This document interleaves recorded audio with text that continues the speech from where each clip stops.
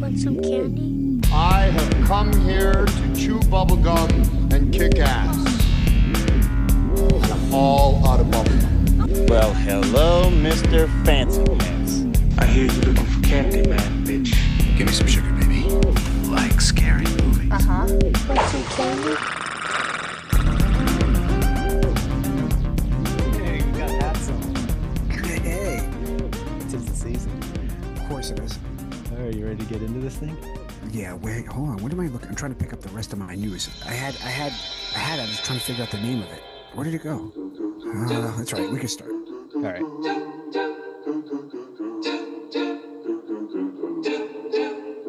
Santa's watching, Santa's creeping. Now you're nodding, now you're sleeping. Were you good for mom and dad? Santa knows if you've been bad. Ho, ho, ho, you frosty little nutbags.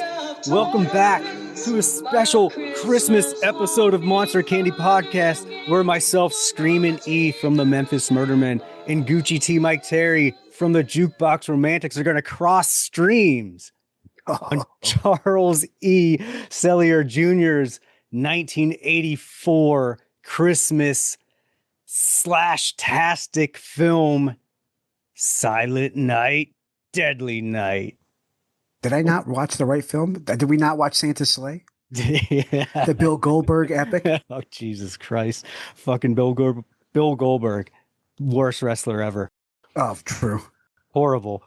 Anyway, guys, welcome back. Merry Christmas. Happy Kwanzaa, Hanukkah, whatever the fuck you celebrate. Me and Gucci are crossing the streams because Oobliette is in the North Pole. Making Wellingtons. Making Wellingtons for all the good boys and girls, not the naughty ones. So we're getting this one out to you folks. But before we get into any of that, it's time to talk about some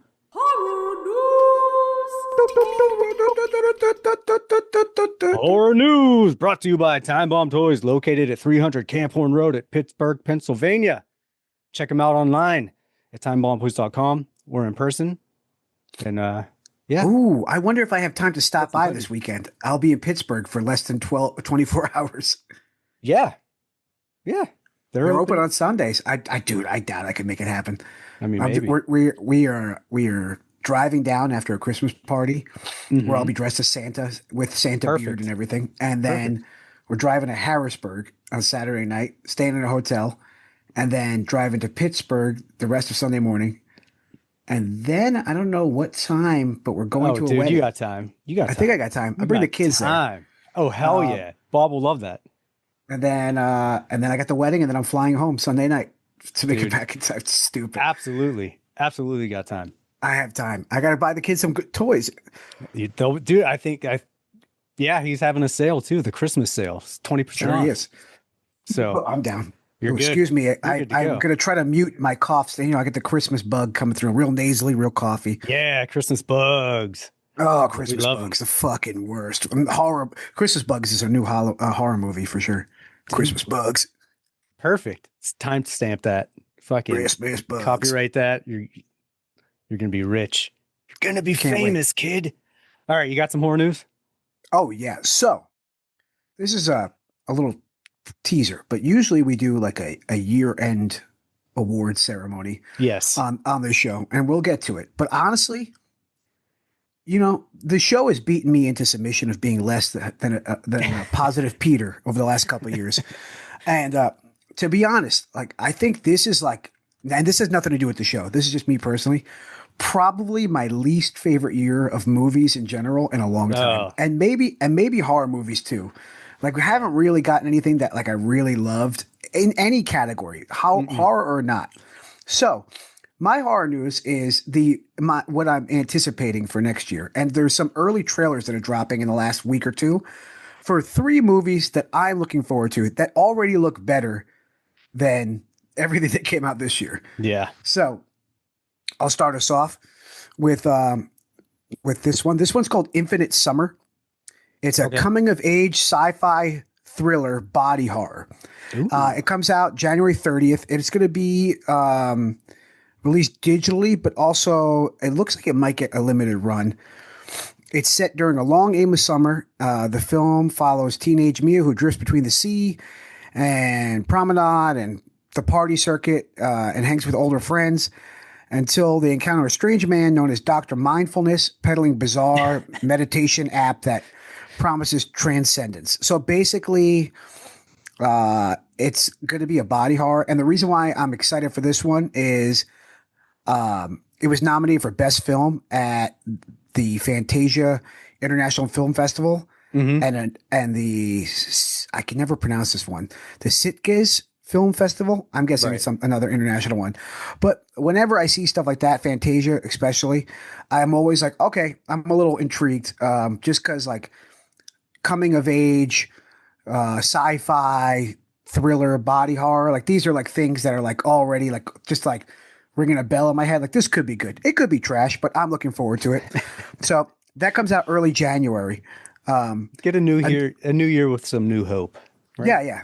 Second one that, you know, after seeing the trailer, still excited, but I have a feeling I know where this one's going. We mentioned this one on the show a couple months ago, but Lionsgate is releasing a killer whale movie. Yeah. I mean, called Killer Whale. It can't be worse than Orca. So no, so Killer Whale comes out January. This one is getting a theatrical release, January 16th, which means we should be starting to see trailers for this one soon. You know, I don't know anybody who wrote this shit. Somebody from Halloween 2018 is in it. Maybe a few people, 3 people from Halloween 2018.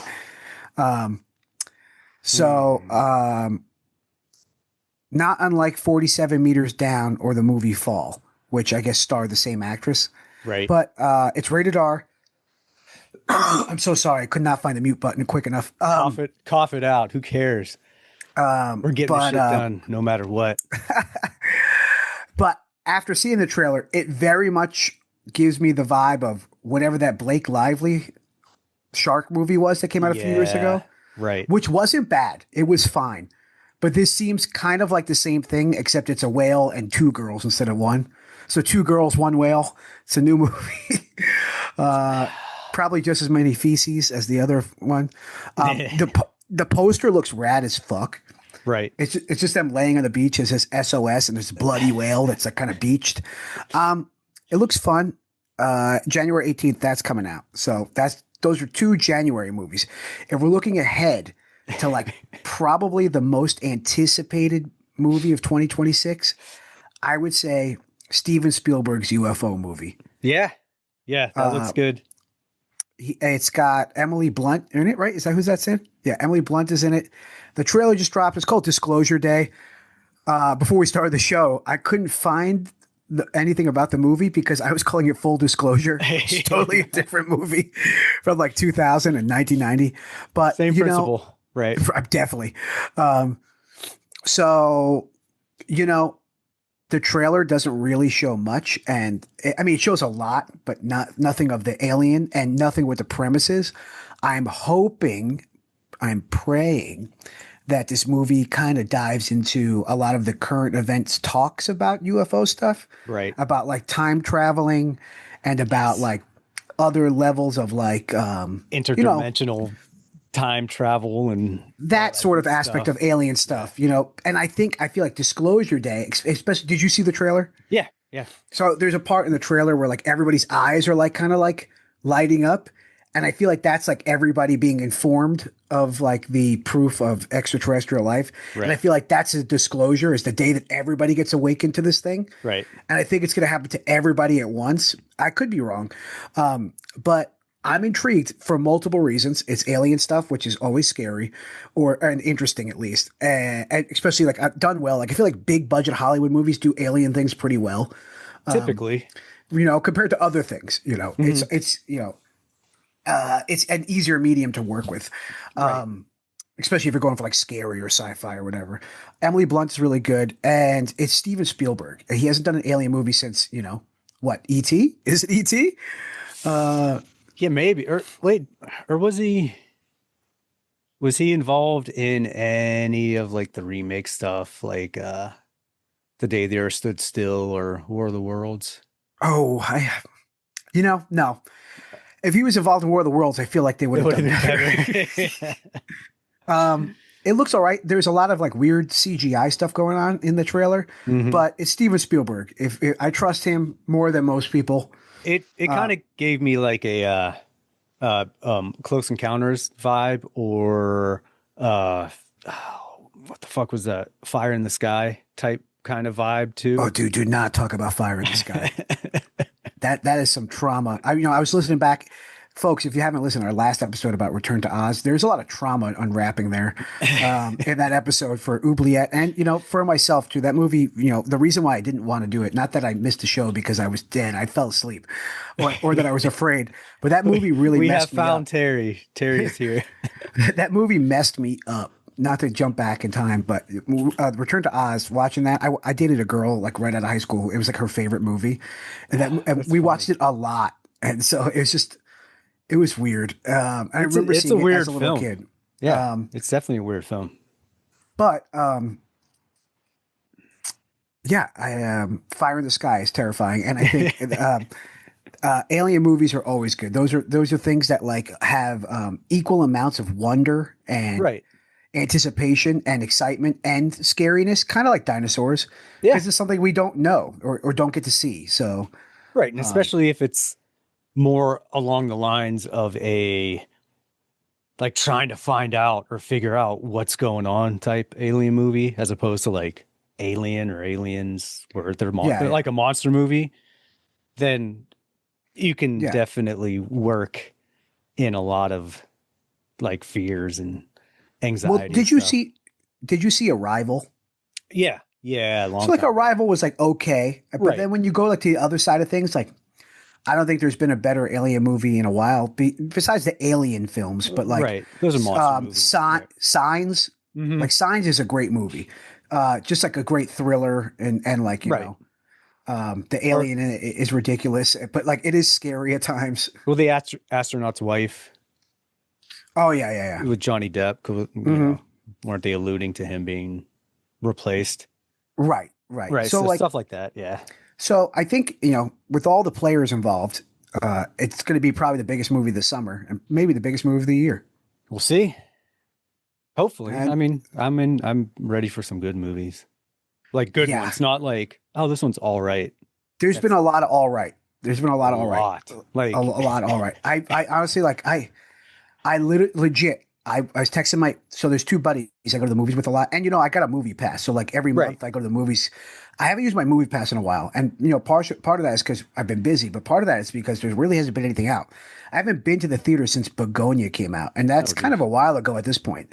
Like I usually go to at least a movie a week.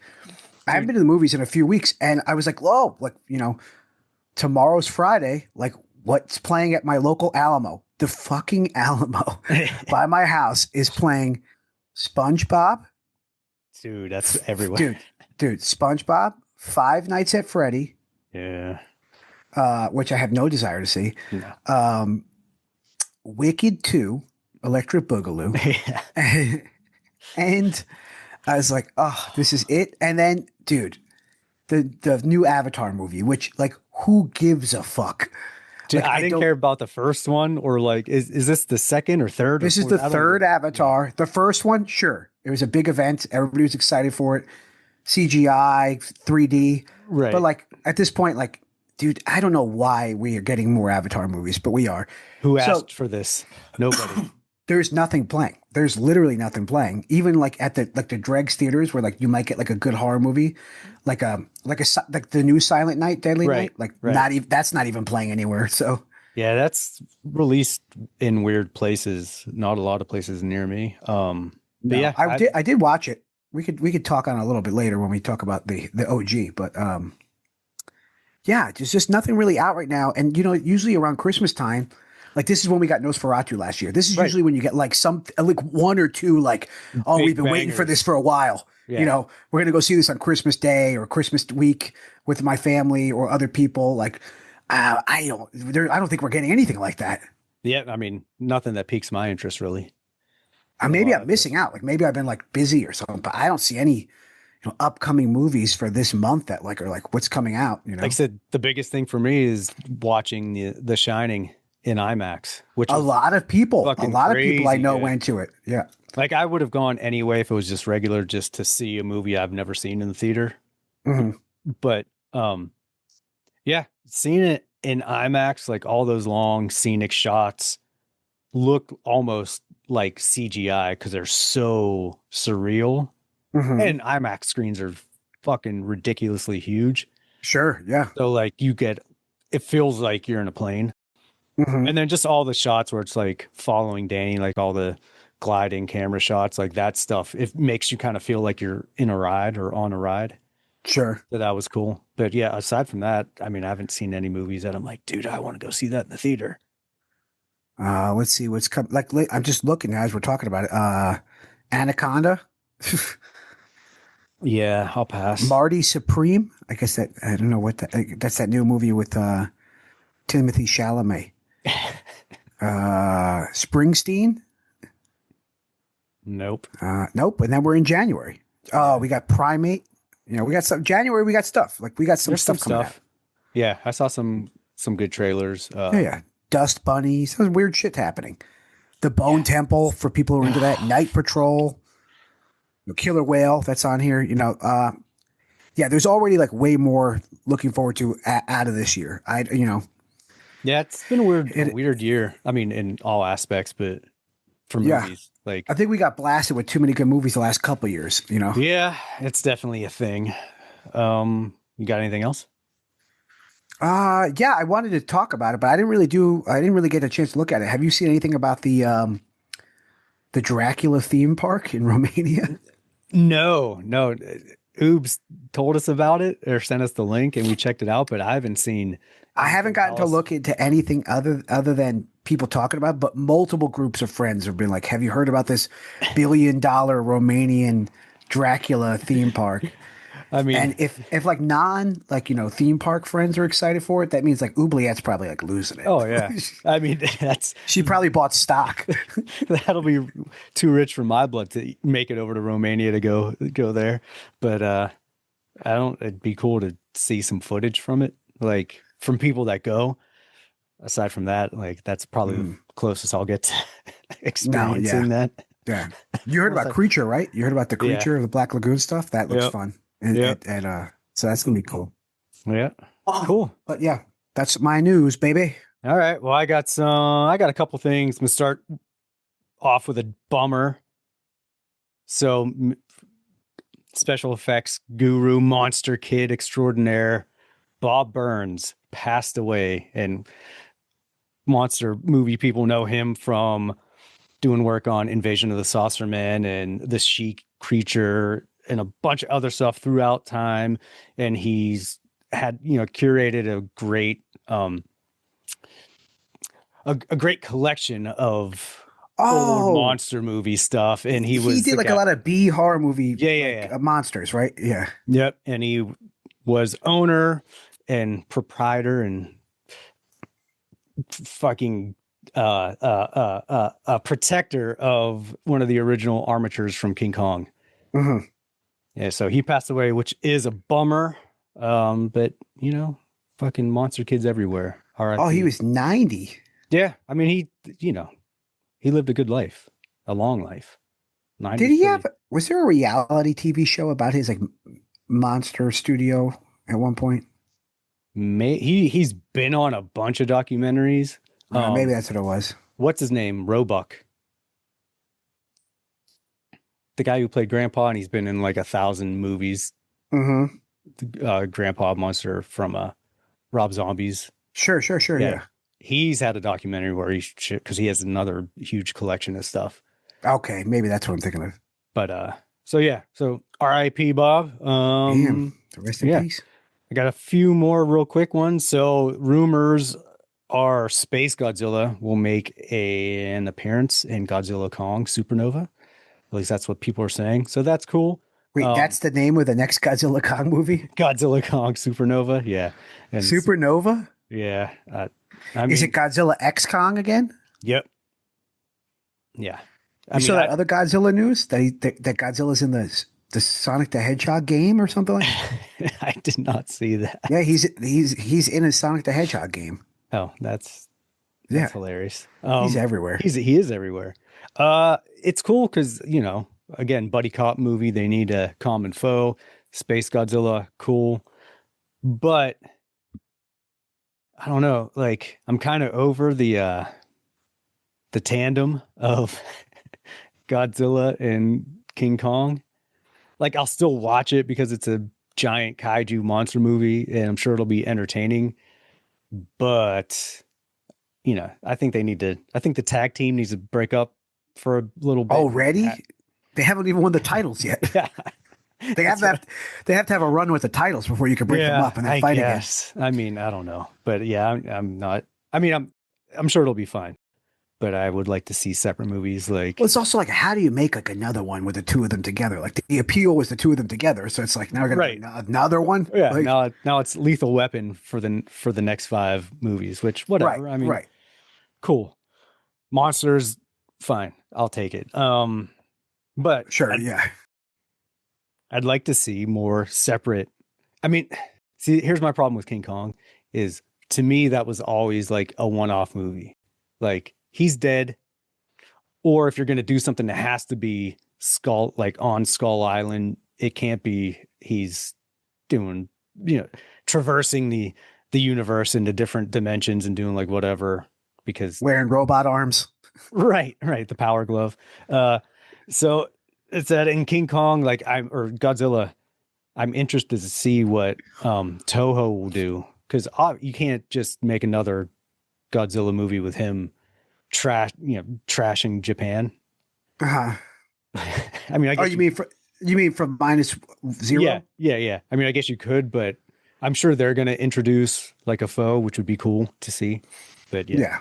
And another piece is which I don't know how to feel about this. Not that the original was that great of a movie, but Roger Corman's The Wasp Woman is getting a comedic remake from Strangers with Candy duo. So are we going to see Jerry in there as the Wasp Woman? There, it's Strangers with Candy. Wow. Right. Which I'm sure it could be hilarious, but whatever. So we'll see. There's some stuff to look forward to. And that's about it for me. So unless did you know they're making a second? Did you ever see the crocodile movie Crawl? I did. They're making a second one. It's coming out this year. I mean, It was fine. Did we talk about it on the show? We might have. Yeah, we did a little bit. To me, it was like the father-daughter movie, right. Yeah. And that's the part where I'm like, dude, whatever. I don't give a fuck about that part. Like, especially also because they're just regular ass alligators. And it's Well, we can make them super. like, yeah, I want to see that. Like alligator, I want to see a giant fucking sword dwelling creature. Like a I want to see a monster. radioactive kid. Yeah. Not just, oh shit, the Everglades flooded and alligators are on the loose and whatever. But I mean, I'll probably still check it out on the free somewhere. But Of course. yeah. So anyway, anything else? Now let's get All right. Let's get festive. All right. That's been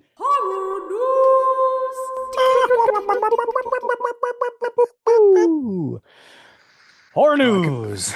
I can All only right, imagine guys. what this synopsis is. Oh yeah, well, it's a good one. So, Silent Night, Deadly Night. Here is the little ditty of a synopsis. Little Billy witnesses his parents getting killed by Santa after being warned by his senile grandpa that Santa punishes those who are naughty. Now Billy is 18 and out of the orphanage, and he has just become Santa himself. Ho, ho, ho. All right, so it was directed by Charles E. Sellier Jr. and written by Paul Kamey and Michael Hickey. Yeah, it was, what was the budget? So the budget was 750,000, right? I think here it says estimated a little over 1 million and grossed to just about 2.5 million. So not bad Not bad. for 1984. Pretty good. Yeah. Now this is one of those movies where I've seen it throughout the years, here and there, bits and pieces. But it's a movie that I've watched, but never really watched. Interesting. I've seen this movie a few times, and I feel like the version that I watched in preparation for this episode is not the version that I watched last time. Really? I think there's multiple versions of this movie. I mean, there might be. Like, for me, it was always maybe just because I had the idea in my head, like, oh, it's a total 80s schlock slasher type Christmas movie, whatever. So it would be on, you'd watch it, but not pay attention to it too much and be like, Totally. oh, yeah, that was like whatever, campy and whatever, but in preparation for this, like I've watched it a few times and actually like watched it and paid attention, and I was pleasantly surprised by how I feel like Silent Night Deadly Night is required viewing for horror fans. Like I feel like it's like part of the it's one of the movies that you watch because it's one of the first like beyond Halloween, like its whole creation was an answer to Halloween. Like they were doing all sorts of things, like all sorts of holiday horror movies, and this was just one of them at the time. Right. You got Black Christmas and then some other random stuff, Mother's Day. Gremlins, and then this. You got there's a ton of them. And like I said, I was like, okay, now that I'm actually paying attention to this fucking movie, like I'll start off with the things I liked about it was like the story is actually pretty good. Now the execution, there's some funky kind of like campy stuff in it, but you'd expect that from a 1984 Christmas slasher movie. But the story, so Billy, the whole movie starts off, young Billy and his family go to see their senile old grandpa in the old age home. He's hasn't spoken in however many years. And what do you do on Christmas Eve? You take the kids up to see Crazy Gramps. So this is the scariest part of the movie. And it's my favorite part of the movie. So anyone who hasn't seen this, get ready. There's spoilers all through this. So they leave the kid. They go see grandpa, right? He hasn't spoken. The doctor's like, oh no, whatever. He hasn't talked. And the dad and mom he's just like, catatonic. Okay. Like he's just like staring off. Right. So like, okay, let's go into your office and talk. Billy, you stay here with grandpa. So they leave. Billy's there and grandpa. This is hilarious, both hilarious and creepy. It's catatonic grandpa. Billy's staring at him like, oh man, this is creepy, as it would be if you've ever been a child who's left with a sick, aging person. You're like, what the fuck do I do? Grandpa slowly turns, gives him a little smirk, and starts talking about how, are you ready for Santa? Santa Claus comes and, he only gives presents to good boys and girls and anyone who hasn't been naughty all year. And he's giving this like creepy diatribe to this kid of 6 years old or 7, however old he is, about how, hey, if you've been naughty, Santa Claus punishes you, and totally freaking the kid out, which is hilarious in its own right. And then my favorite part, so the parents come back into the room and like a switch, back to catatonic, and it's like all the hilarious movies, where they're looking away and all that, He his famous role only came a couple years later. He played Old Man Peabody in Back to the Future.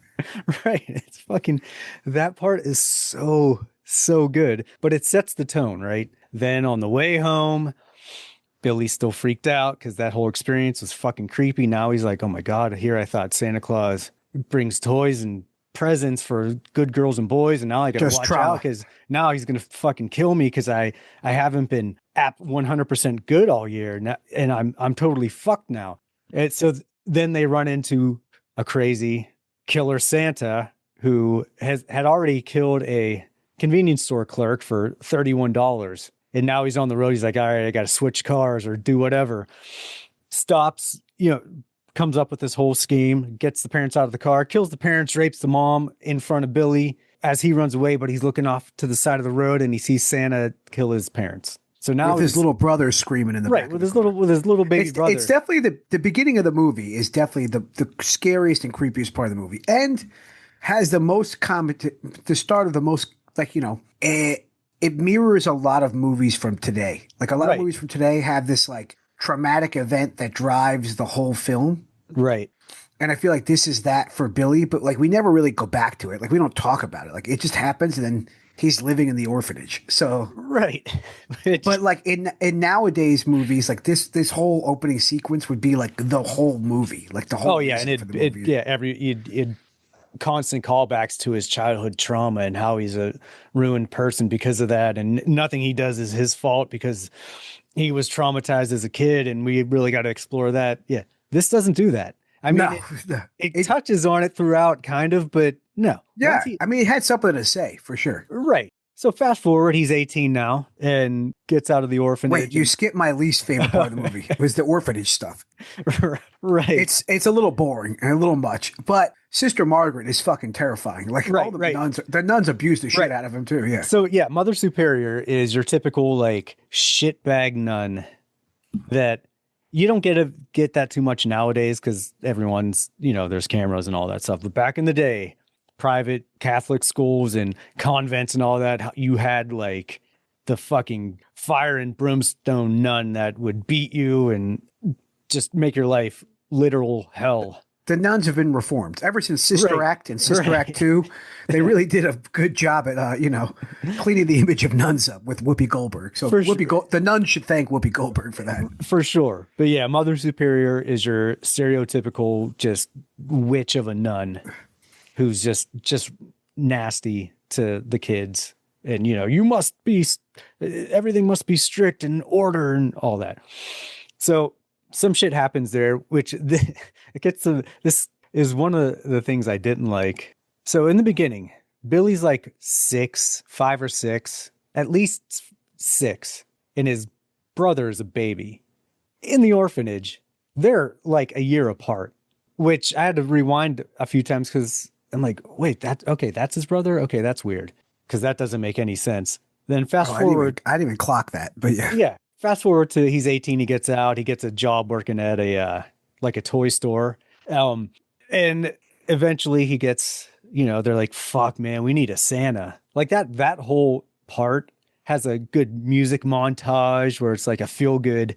It's got the Christmas vibes. Yeah, it's got everything, right? And then so he has this like love interest at work. And he's doing pretty good. He's holding everything together until they need him to play Santa, and he's like having his fucking complete anxiety and flashbacks of trauma. But he's working through it. He's Santa. He's just like bummed out the whole time, which the store owner cracks me up. And one of my favorite lines in the movie is he's drunk, right? And back in the 80s, you're 18, here's some booze. Like we're at work, it's fine. You driving home, whatever, it's cool. Here, have some booze. It's a Christmas party. 7 o'clock. Yeah. Time to get wasted. Britt Leach, and he's been in 1,000 other movies too. You totally recognize him. But so he's drunk, and it's at the end of the night. Billy's had his Santa fun, and he's just kind of just like bummed out, like, this is the worst. And his boss, Mr. Sims, is like, going through the whole thing where like he's, you better get ready, Santa. You know what Santa does on Christmas Eve. And they flashbacks to his fucking parents getting killed. And he's like, it's ridiculous. And he mentions his parents, and he's like, my parents are dead. And he's like, oh, sorry. Well, he's like looking around, and he's like, yeah, whatever, fucking party's dead anyways. It's like a hilarious line. But anyway, so Billy has this love interest, and he sees her totally like making out with, okay, mind you, this store is like 100 square feet. It's a fucking small it's a square box. Yeah, it's a box, but it has like this warehouse in the back that's run by this asshole guy, the asshole of the store. And of course, he's making out with Billy's love interest. So Billy's like on top of his trauma with Santa, he's freaking out, but holding it together pretty well. They go in the back, and he's starting to crack a little bit. He goes back there, and his love interest is eventually getting raped by the store asshole. Of course. And then he's just like, all these flashbacks come back of his mom getting raped by Santa and everything. Still holding it together pretty good. He goes, saves the chick, kills the rapist, gets superhuman strength for one part, and is still doing pretty good after he kills him, until his chick is like, what the fuck did you do? You fucking creep. You're an asshole. I just saved you from getting raped, lady. What the fuck?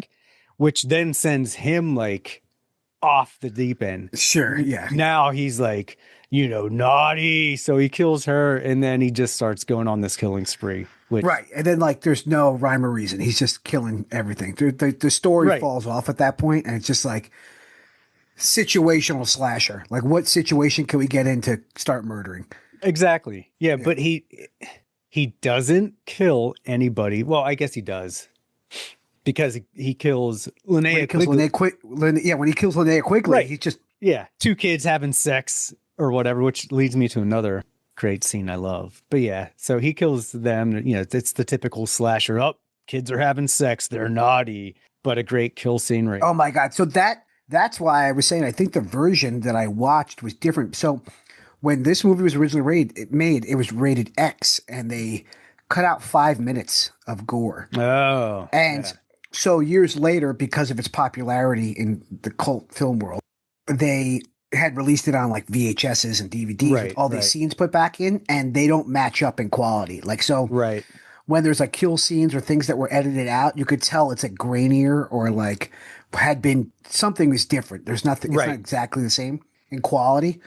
That antler scene is the best part, is the best kill of the movie. And it's a good one. Super iconic. It's been reused in like a million things. Yep. And just really smart and looks good. Like, I think the kill is good.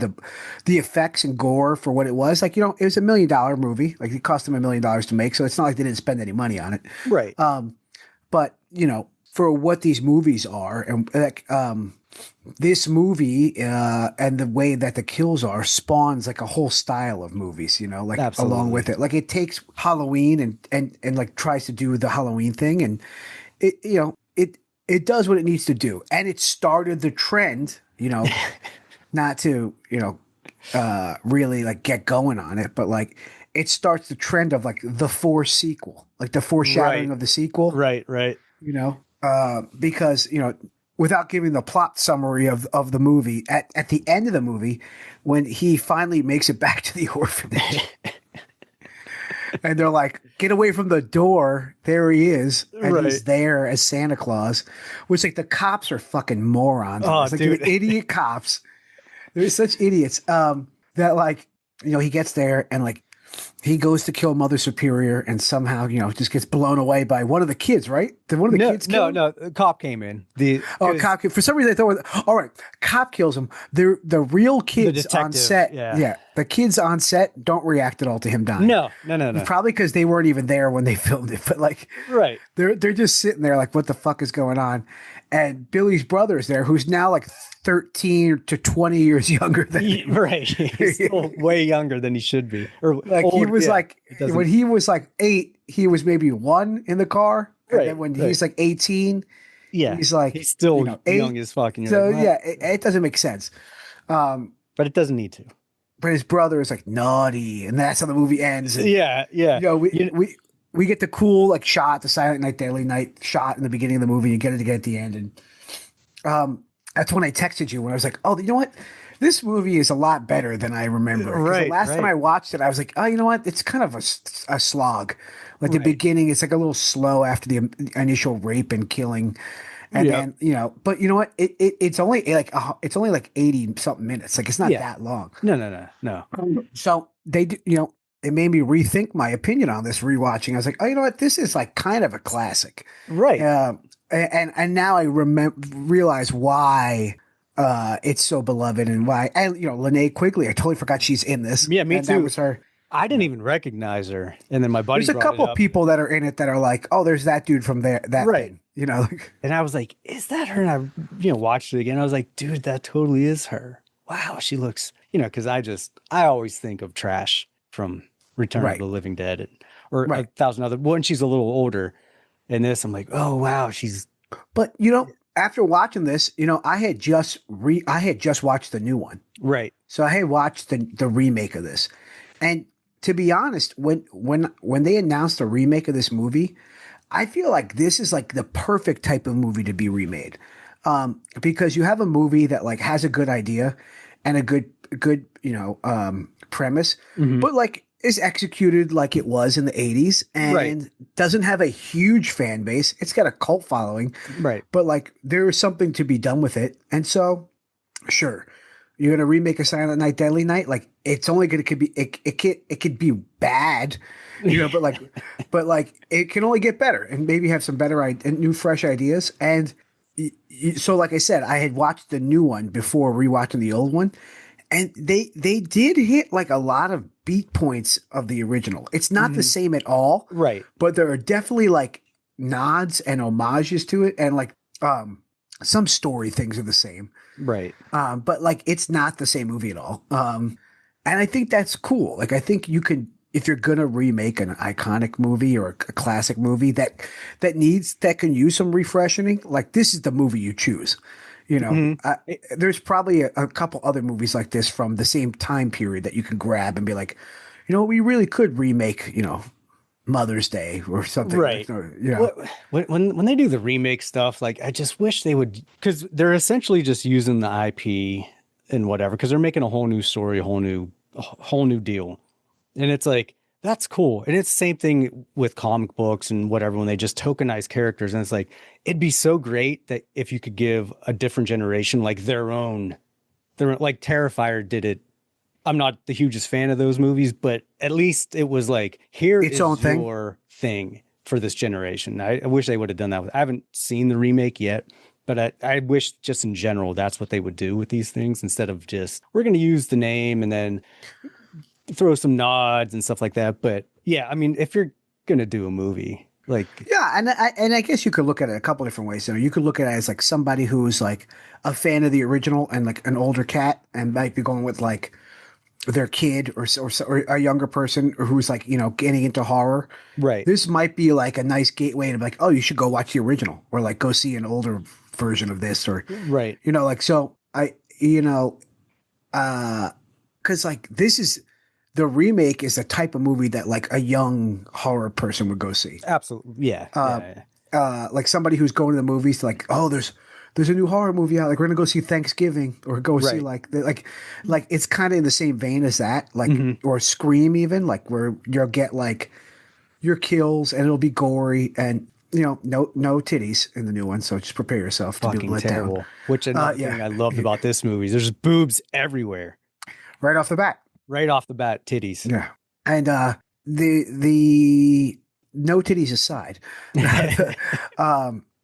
the essence of the original one is there. There's some new things that they did to it that are like whatever. Right. Yeah, I think that the original one stands on its own enough that it allows itself to be remade and allows itself to just be rewatched every year. You could rewatch this and throw it on in the background, and it doesn't really, you know, you're not missing anything if you're not fully paying attention. Like it's like right. It's just a good time. It's a good time. If you're not paying attention, you'll still enjoy what's going on. But when you pay attention, you actually see like, oh, you know what? This actually does have a good story. And the acting for the most part is pretty good. I mean, there's some, obviously it's the 80s slasher thing. So there's a little camp and a little tongue in cheek stuff. Like when he kills Linnea Quigley and her boyfriend for having sex in the house, there's, you know, she's the babysitter. So she's babysitting this young girl. And the girl kind of interrupts him and she's like, go back to bed. And she goes up to bed and then all hell breaks loose. And then the little girl comes back out and she sees Billy all dressed like Santa. And she's like, Santa? Yeah, he's like, have you been good? And she's like, yeah. He's like, you haven't been naughty at all. And she's like, yeah, did you bring me something? And he's like, yeah. And he pulls out Gives it the box cutter, right? Box cutter. And like, first of all, young Billy and her get these, like they play these characters so good. Like young Billy's like terrified of his grandfather. Like, what the fuck is this old guy telling me? And this young girl is like, gets handed this box cutter and she's so confused. And she, like the look on her face is like, the fuck what am I supposed to do with, what is going on? Wait, I have a question. Yeah. This is going to sound real crazy. Is there snow on the ground in this movie? Sometimes in some scenes, there's like a lot of snow, like that scene or where when they're at the house, the babysitting house. Yes. Okay, then why is the babysitter wearing booty shorts? Dude, it's the fucking It's And barely not the even 80s. like not even like, she's wearing like jeans, like Daisy Dukes. Yeah, yeah. She's wearing Daisy Dukes and like a camp counselor shirt. Like, Right. it's freezing outside. Well, obviously because they wanted to be sexual, but Sure. in my imagination, I'm thinking she's just getting sexy for her date, so she changed into that. Because that's the Yeah. only thing. That's the only thing that would make sense. Otherwise, it's fucking freezing. So why? Because a couple times during the movie, I'm like, what time is it? 'Cause What it's season Christmas is time, this? Right? And it's in Utah, like yeah. cold as fuck. But Yeah, even why would- even at the orphanage, where the deaf priest that is dressed up like Santa Claus that gets shot by the first cop that gets there, because the other nun and the detective are like, oh my god, he's on the way to the orphanage. There's like some piles of melted snow that they're just trying to like play in. It's like, all right, whatever. But yeah, I thought this movie was fun. The campiness is great. The crazy grandpa is probably my favorite character in the whole fucking movie, and by far my favorite scene. And it's creepy. The story's good. It has your awesome 80s soundtrack, like in the montages where they're having fun, where everything's cool at the time, and it's got this great 80s music. And then just the things I didn't like about it, like I said, the timeline of the brothers just didn't match up. So it confuses me. it meanders a bit in the middle there. It does. Once they're like Yeah. trying to figure out what he's doing, like I get why they do it, because they're trying to bring it back to him in the orphanage and to get Mother Superior, which is the other thing I didn't like. Like, she should have gotten it, but it sets up. She should have gotten it. Yeah, his little brother seeing him get killed, Naughty. and then him looking at Mother Superior and being like, naughty. And then the piano just goes, "Brrr." Right. Which then lead into fucking Silent Night, Deadly Night 2, which has basically nothing to do. It's a different movie. There are 7 of them. Dude, that's fucking crazy. I thought there was like 3.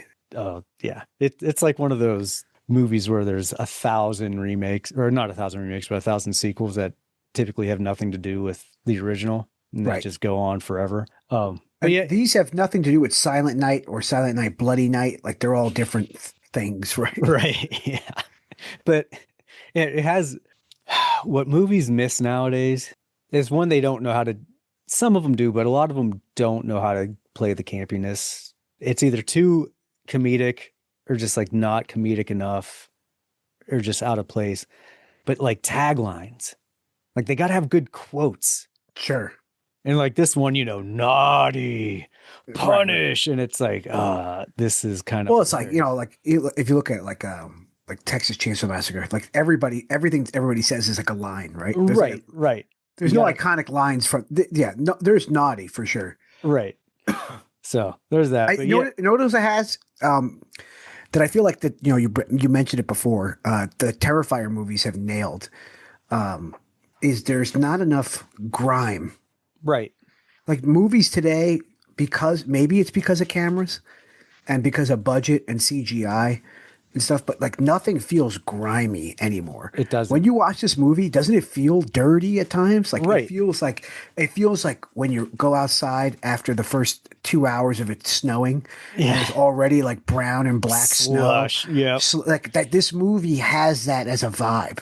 Well, Like, yeah, it just gives off that like, we're on the side of the road and the car's broken down and now there's a killer Santa raping my mom vibe. It's just like there's just like a thing about it that's like, it adds to the creepiness of it, especially the grandpa Right. part. But like, it just feels grimy. Like if you look at the fucking these are totally 80s tropes too, like Yeah. the nursing home, the orphanage. Yep. But if you look at the nursing home, it looks like a VFW hall. Yeah. Like I'm pretty sure they just filmed in the VFW hall, and there's like a bunch of chairs around. I'm like, of course the grandfather's catatonic. They just left him in his room. I mean, that could be Utah too. Yeah. In the early 80s. But yeah, no, there's It's just it's got a good grime. certain movies need a certain grindhouse, grime, filthy feel to it. And a lot of the movies, like take Thanksgiving, for instance.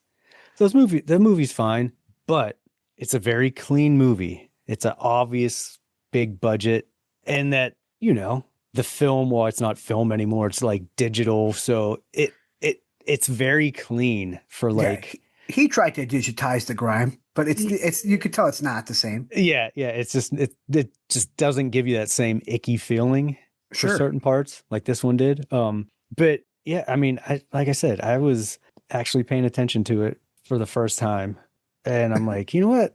This movie's actually pretty good. It's definitely a classic for the Christmas. If you want your 80s slasher, like there's far worse that you can get into than this one. And this one held up pretty good, even though it drags a little bit, like you said, in the middle. I don't know. I feel like this is one of those movies that if you haven't seen it, you need to. Like this is a holiday. Yeah, holiday is essential Christmas holiday horror viewing. Yeah, for sure. For you got this, you got Gremlins, you got Santa's Sleigh, which Night of the Comet, which this fits into that same category. For me, it's like Night of the Comet. The budget looked a little better, but this this gave me more of it like gross feeling watching it versus Black Christmas is good, too. Right? Like I'm definitely missing one. I mean, New Year's Evil. Or Christmas Evil. That's a good one. Yeah. It's again that I think I'm confusing. filthy. There's a bunch of Black Christmases. I feel like there's a few that are just like. There's a lot of Christmas ones, but yeah. You want to rate it? Yeah, I'm down to rate it. I'll go first. I was going back and forth on it because this is like it's in there. It's in that range. I was like 2 3/4, or do I give it 3? And you know what? 'Tis the season. I'm going to give it 3 psychopathic, crazy killer Santa candy corns. I'm giving it 3.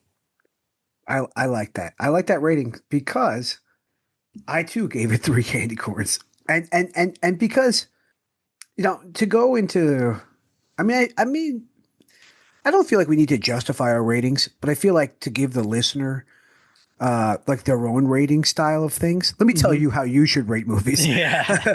Like I rate things like I could look at it at wrestling too.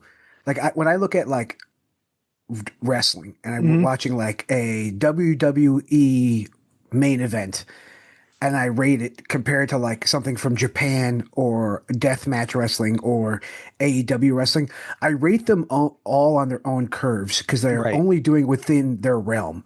So in the realm of B slasher holiday horror movies, like 3 is what this movie gets. Yeah.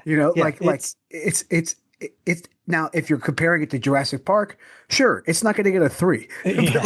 but like in its realm of what it's trying to do, this is a 3. And it's a solid watch. It's under, it's in the 80-minute range or whatever it is. We're there. Like this is good. This is good to go. So Silent Night, Deadly Night gets my jingle bell of approval. I couldn't agree more. And like I said, if you haven't seen it, definitely see it. This is one we think you should see and enjoy for the holidays because it, like I said, it just hits on all the good tropes. The stories, and that's one of the things that with a lot of these older movies, 80s, 70s ones, is like we talked about with the Toxic Avenger, the original one, is the script and the story is actually good. And you have characters and actors playing those characters to the best of their ability. Now, sometimes it gets a little wonky in places, but it's still a good product, but they're doing what the movie asks for, which I don't think you get now. You get people that like, how can we make this so stupid and we're going to play it so like ridiculous and campy? Like they're playing to the camp, like playing it up where if you just kind of play the character is already kind of silly. But if you try and play that character serious, the camp will show through, but it makes the movie better. Oh yeah. Like perfect example for that is Troll 2. Right. Yeah. The main actor, he's playing it straight the whole time.